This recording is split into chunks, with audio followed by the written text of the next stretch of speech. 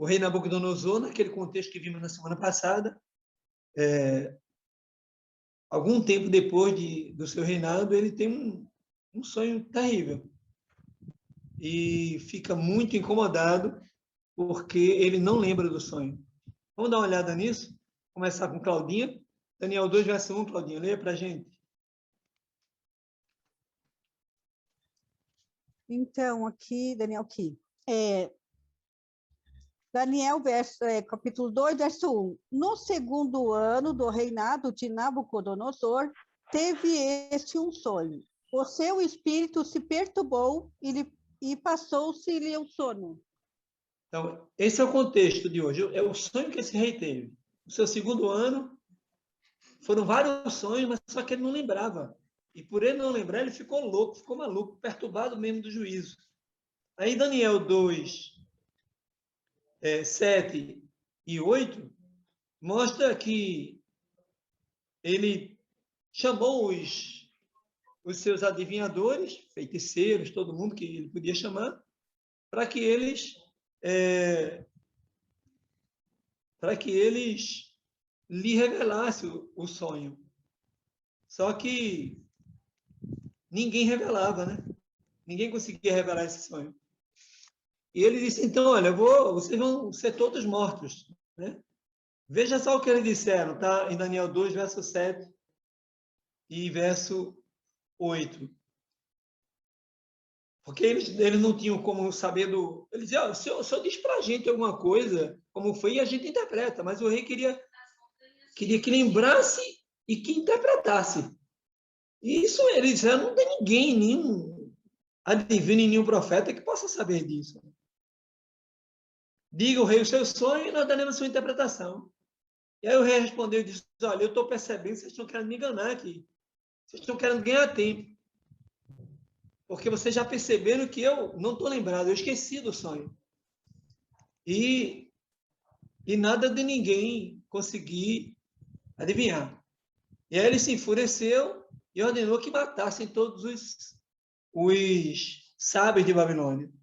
E esse decreto incluiu Daniel e seus amigos, que eram também profetas, né? Eram os nobres que vieram cativos de Israel, de Jerusalém, e ele tinha escolhido os principais, os melhores. Né? E lá estava Daniel e seus amigos. Daniel, então, soube da notícia e orou a Deus, pedindo a Deus que revelasse, né?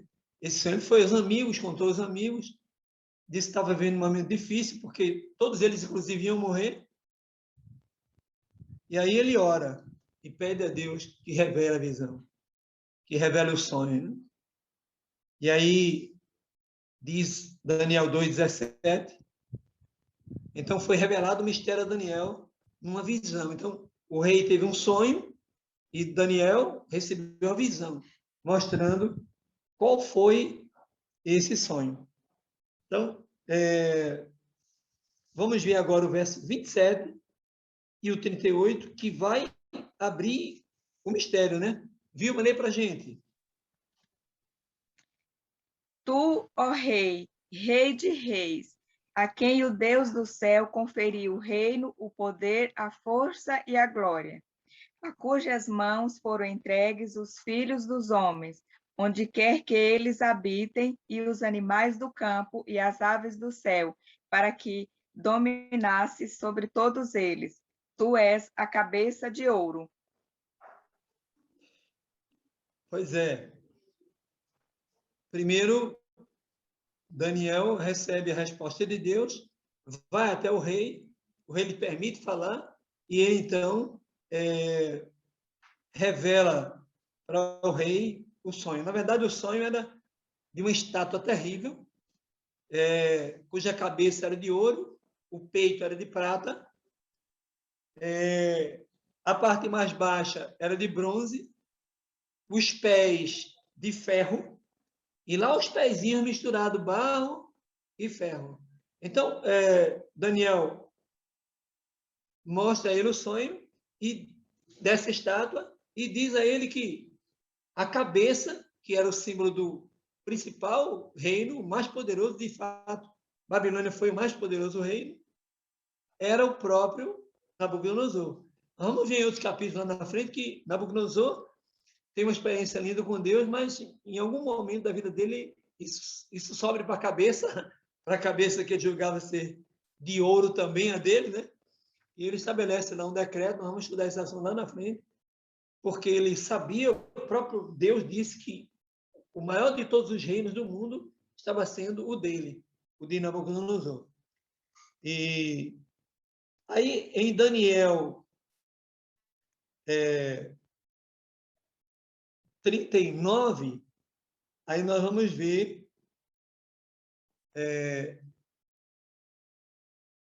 ele dizendo, depois de ti se levantará outro reino inferior ao teu.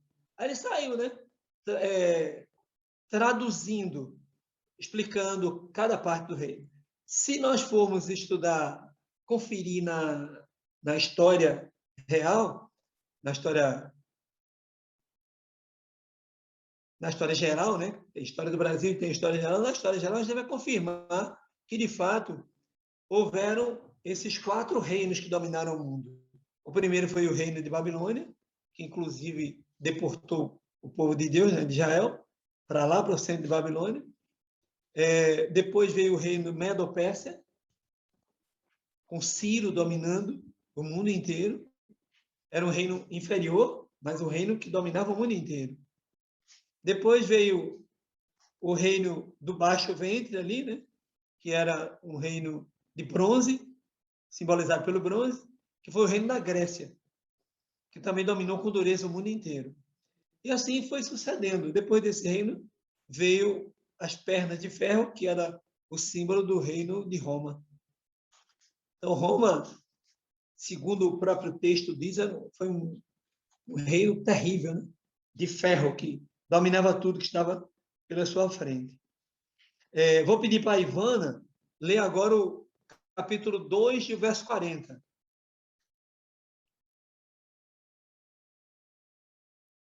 Que vai caracterizar esse 4º reino.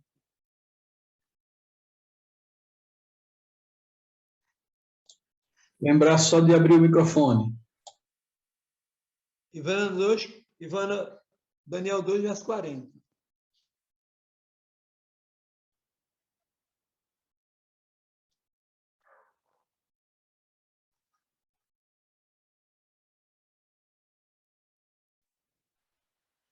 Agora sim. Vai.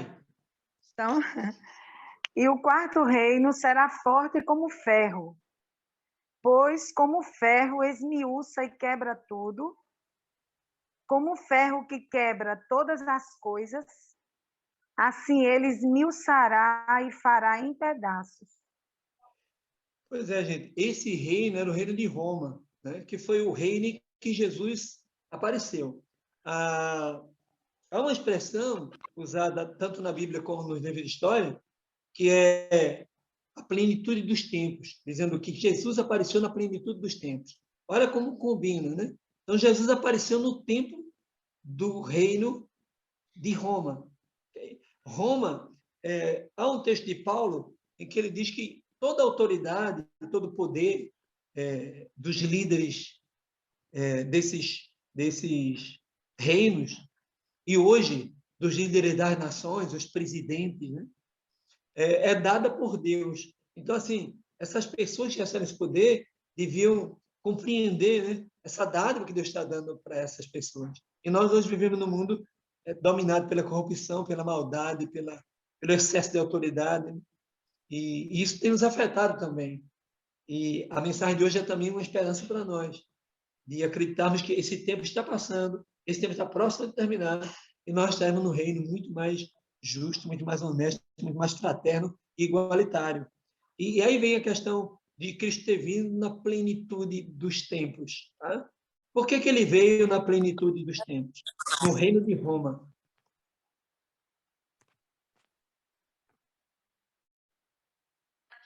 Desativaram meu som aí, eu ativei de novo. Tudo bem, Semei? Tudo certo. Eu nem sei onde é que foi cortado aí o som. Que eu fui falando aqui, só notei agora que estava cortado. Posso tocar? Foi imediatamente. Fechou e abriu. Beleza, beleza. Então, assim, eu estava tentando explicar por que Jesus veio na plenitude dos tempos. Essa plenitude dos tempos foi algo provido pelo próprio Deus, o Pai de Cristo, né, que o enviou na plenitude dos tempos. A plenitude dos tempos aponta para o reino da Grécia, né, que o mundo era dominado por Roma politicamente, administrativamente, mas era dominado culturalmente pela Grécia. A língua falada no mundo inteiro era a Grécia. A filosofia estudada no mundo inteiro era da Grécia, mesmo nos tempos do reino de Roma. Ok? Veio também na plenitude dos tempos por conta da influência dos judeus, que tinham o legado da palavra, né? O legado da revelação de Deus, da lei, né? Do anúncio do Messias. Então, chegou o tempo do aparecimento do Messias, a plenitude dos tempos. Tá? Também, Deus utilizou Roma para fazer a limpeza dos mares, acabar com a pirataria. E aí, a pregação do evangelho, as viagens evangelísticas de Paulo e de outros apóstolos puderam acontecer por conta de as vias estarem abertas. As estradas também, onde havia muito assalto, os romanos prepararam tudo. Né? A questão da lei, que hoje em dia os cursos de direito se baseiam muito no estudo da lei romana, né? Também ajudou muito ao povo compreender no evangelho a importância da lei.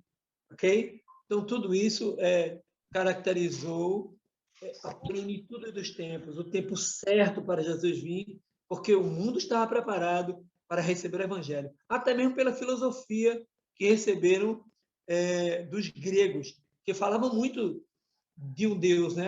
Aristóteles falou de um Deus, Platão falou de um Deus, Sócrates falou de um Deus. Né? E eles falavam também da ideia de estar um dia no lugar onde se viveria para sempre entre os deuses. Então, essas coisas também ajudaram a pregação do Evangelho, que pontuou melhor essa questão de se alcançar o reino dos céus. E Paulo mesmo se referiu a isso no seu discurso de Atenas, lembrando que, se referindo àquele altar ao Deus desconhecido, segundo Paulo, um altar do qual falou também os seus antigos poetas. E naquele dia, Paulo conseguiu alguns filósofos, a conversão de alguns filósofos naquela praça em Atenas. Então, chegou Jesus na plenitude dos tempos, num reino cruel, né? Um reino que não desterrava, mas tratava com rigor e muita maldade, desaculturando praticamente seu povo dentro da sua própria terra. Isso aconteceu, tanto é que, ali no ano 70, os romanos destruíram a cidade, destruíram o templo como ninguém fez antes. Fizeram pior do que Nabucodonosor. Então, o texto de Daniel 2, verso 41, nos diz o seguinte: e quanto ao que viste dos pés e dos dedos, que agora a gente está indo para o reino final, em parte de barro e em parte de ferro, assim será esse reino dividido. Contudo, haverá nele alguma coisa de firmeza do ferro, pois viste o ferro misturado com o barro.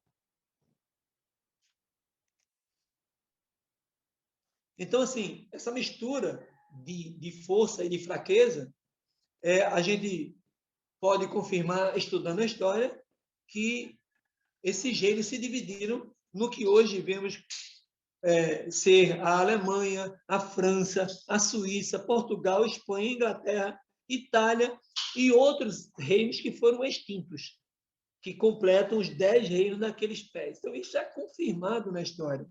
Não há dúvida sobre isso. Uns reinos foram mais fortes e outros mais fracos, mas o fato é que nunca mais esses reinos puderam se unir.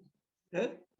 Alguns deles tentaram fazer essa unificação, mas não conseguiram. Carlos Magno tentou, Napoleão tentou, Hitler também tentou, e não havia jeito. Por quê?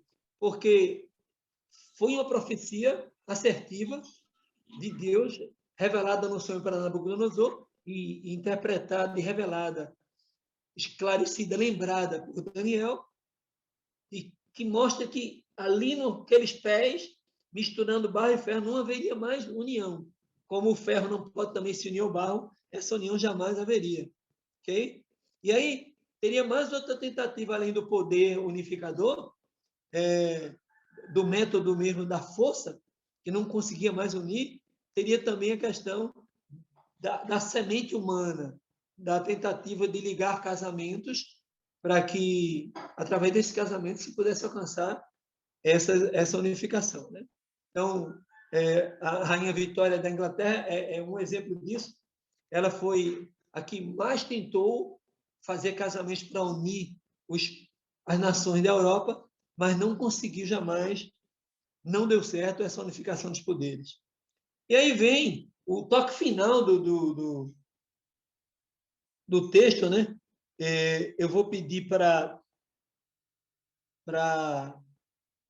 acho que é a Tiquinha, né? Que ficou com capítulo 2, verso 45 de Daniel. Foi eu, Cíntia. Fala, Cíntia, por favor. Como viste que do monte foi cortada uma pedra, sem auxílio de mãos, e ela esmiuçou o ferro, o bronze, o barro, a prata e o ouro. O grande Deus fez saber ao rei o que há de ser futuramente. Certo é o Senhor e fiel à sua interpretação. Então, aí é o final do sonho, gente. O rei Nabucodonosor, e é interessante pensar também um pouco sobre essa questão de ser o rei Nabucodonosor. Porque nós temos o hábito de, muitas vezes, pensar que uma pessoa, por não ser evangélica,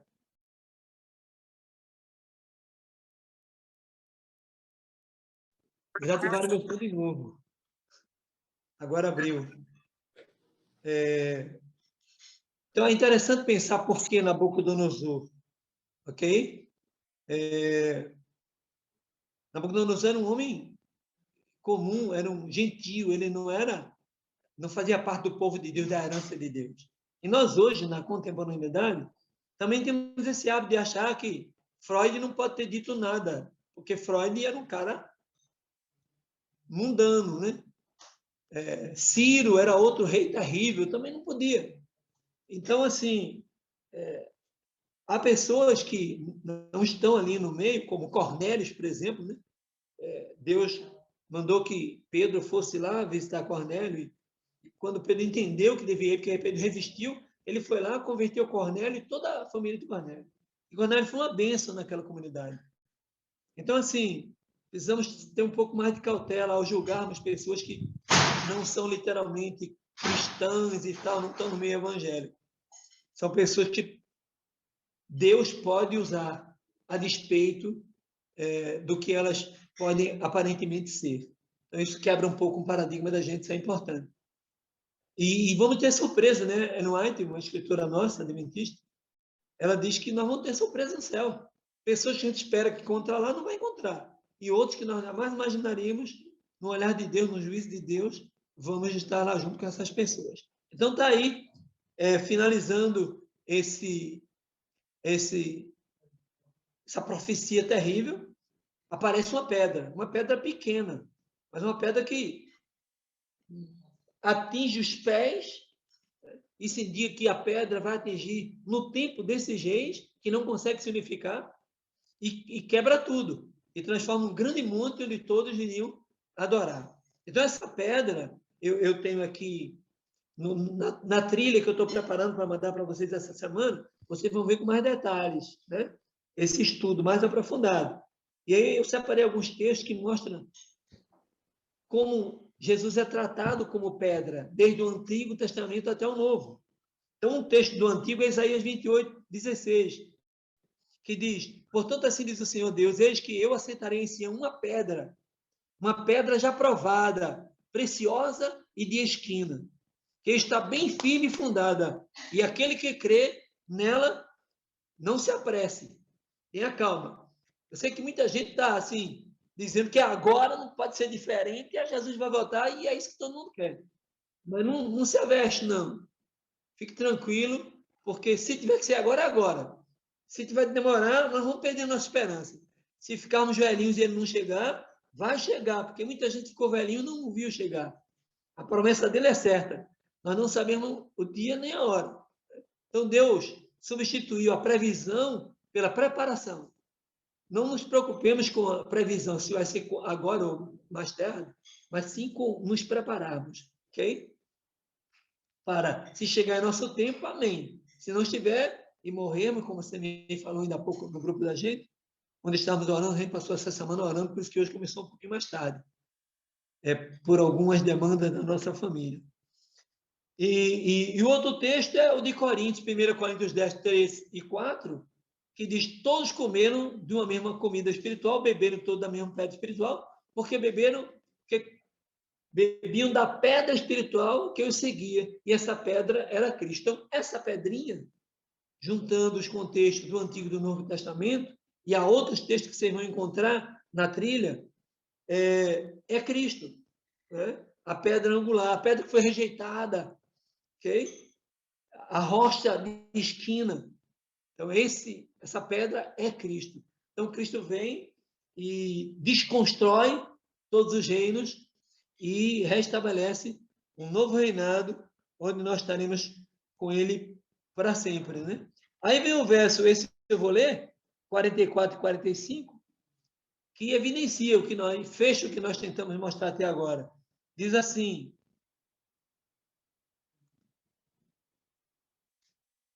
nos dias desses reis, o Deus dos céus levantará um reino que jamais será destruído. E este reino não passará a outro povo. Esmiuçará e consumirá todos esses reinos. Mas ele mesmo subsistirá para sempre. Quem crê, diga amém. É para esse reino que a gente está indo, tá? De maneira que viste que do monte foi cortada uma pedra, sem auxílio de mãos. E ela esmiuçou.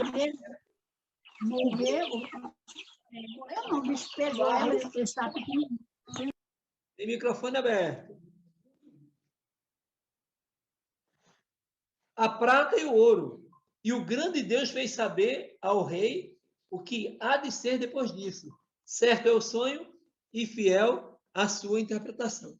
Então, hoje, agora, nós estamos vivendo que quando Jesus veio, nós fomos criados por Deus, mas recriados por Cristo.